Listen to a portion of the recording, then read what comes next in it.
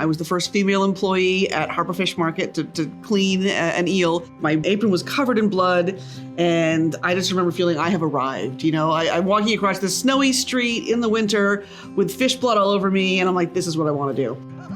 My name is Togue Brawn. I run Downeast Dayboat, and I'm on a mission to show the world what scallops are supposed to taste like, because most people have no idea. I had the very good fortune to be born on the coast of Maine to a very loving family, grew up on a marsh with a river that ran out into the ocean. So I spent a lot of time in the marsh and on the ocean. My father was a lobsterman. I idolized him. So that probably has something to do with why I wanted to get into the commercial fishing industry. But my undergraduate degree was in geology. The only jobs I ever really enjoyed, though, had something to do with the commercial fishing industry. So I did a number of things. I sold commercial fishing equipment that my father had invented. I sold commercial fishing trade shows. I ended up getting a degree in marine policy and working in fisheries management. I work with a number of fishermen and other stakeholders to completely change the way Maine manages its scallop fishery. And at one of these meetings, one of the fishermen said, Togue, I wouldn't mind lowering the daily limit if I knew what price I was going to get paid for my scallops, but I never know what price I'll get paid.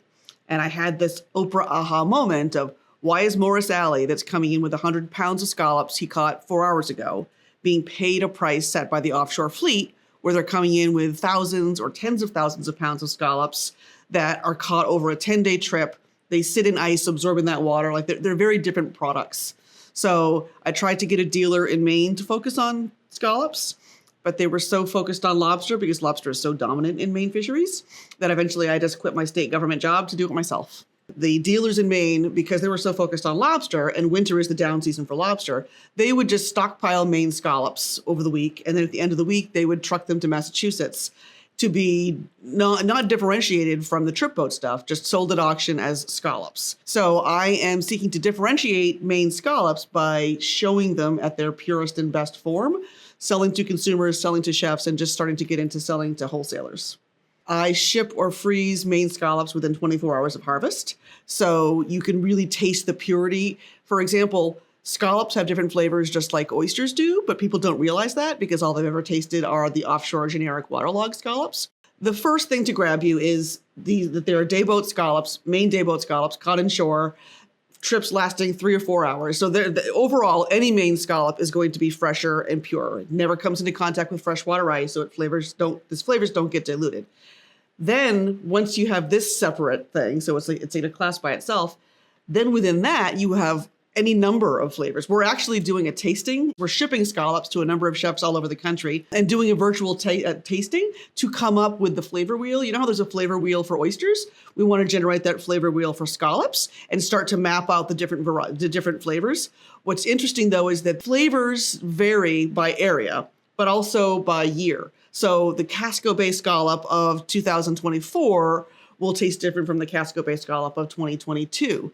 Just like anything else, when you have a good year or a bad year for scallops, there's a lot more feed. Maybe you have more runoff from the rivers, so it's different salinity.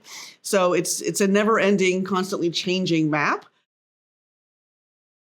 Sustainable seafood to me means a few things. Economic sustainability, you need to make sure that the fishing communities survive into the future. The seafood needs to be harvested in a way that allows the resource itself to continue and thrive.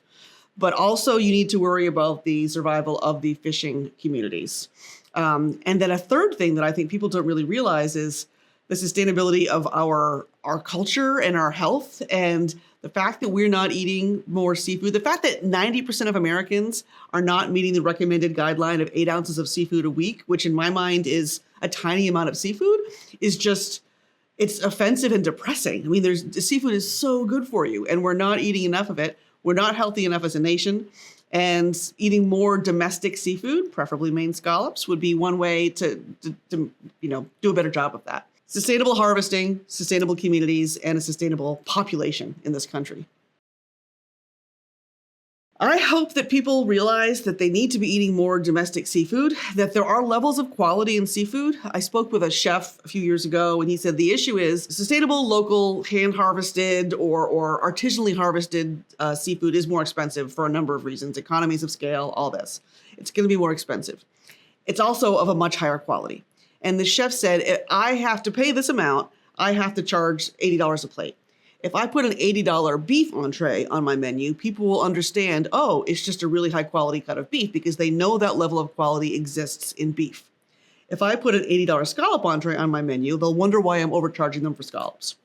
People need to realize there are levels of quality in seafood, just as there are in beef, in pork, in chicken, in everything else. And the US, Maine in particular, not that I'm biased or anything, produces some of the best seafood in the world, and it's worth seeking it out. I wish people would know we should be eating more seafood. It's good for us, it's good for our communities, it's good for the economies, and you need to know your seafood, know your fishermen.